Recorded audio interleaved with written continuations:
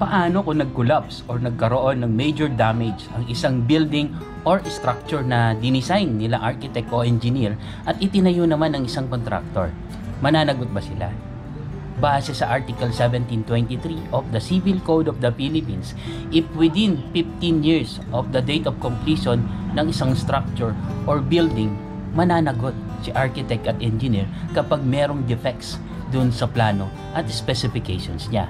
Ngayon, mananagot naman si contractor kapag hindi niya sinunod yung specifications. Let's say, binawasan niya yung sizes ng mga bakal dahil nagtipid siya, mananagot si contractor at malilibre sila architect at engineer. E paano naman kung wala kang both, walang architect at walang engineer or walang contractor, walang hahabulin yung owner.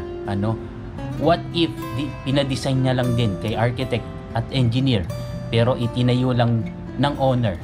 Yun, may habol-habol siya pero hindi niya sigurado kung nasunod niya yung specifications nila architect at engineer. So ang maganda, dapat meron din siyang hinire na project supervisor na architect or engineer na babasa ng plano para siguradong masunod nila yung specifications. So yun lang mga tropa, sana nagustuhan ninyo ang video na to. Sige, bye bye.